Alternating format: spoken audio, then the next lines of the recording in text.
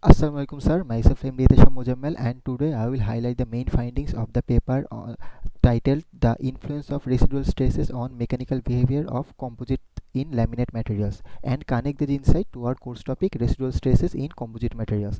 The paper focuses on how residual stresses remaining after the manufacturing process influences the mechanical behavior of carbon epoxy composite laminates. The author used advanced techniques such as the incremental blind hole drilling method and acoustic emission analysis to measure residual stresses and monitor damage as the material were subjected to mechanical loads like tension and torsion. One key finding is that are residual stresses arise primarily from thermal and chemical changes during curing process.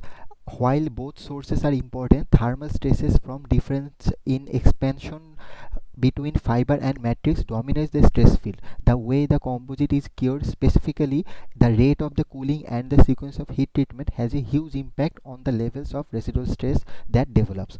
For example, a slower cooling rate or more gradual multi-step cure cycle significantly reduces these stresses, making the material more resistant to premature damage initiation without major increases in production cost or time. The study goes further, showing that residual stresses are distributed asymmetrically. The 0 degree plies are compressed and the 90-degree plies are in tension, generally around at 70 megapascal. When these stresses are high, they make the material more prone to the early microcracking or delamination, as confirmed by acoustic emission monitoring. Crucially, while minimizing residual stress improves the onset of damage, it doesn't have a large effect on the ultimate failure strength of the composite. The three-step curing cycle is highlighted as an optimal balance between stress reduction and economical efficiency. Now, let's connect these insights to our course topic of residual stress. In class, we have discussed that residual stresses are an inherent part of the composite manufacturing. They result from mismatches in thermal expansion or chemical shrinkages between the fibers and the matrices. These stresses manifest at various levels, from microscale within individual plies to the microscale of whole components.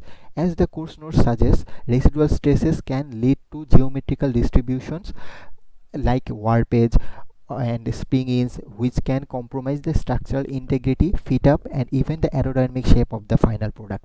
Performance-wise, excess residual stress reduces the mechanical properties and increases the likelihood of microcracks, especially in matrix-dominated regions.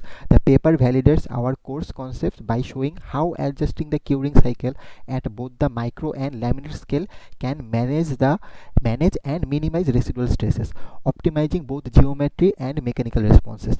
To mitigate these stresses, the recommended approach is to use process modeling to predict the compensate for geometrical deviation, an approach directly echoed both in our classwork and also paper's practical recommendation.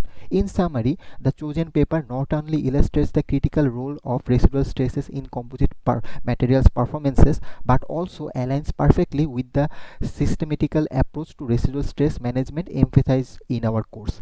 So it's a powerful example how a deep understanding of material science combined with the careful process of practical world can dramatically improve the reliability and durability of the composites in engineering applications. Thank you, sir. That's all from me.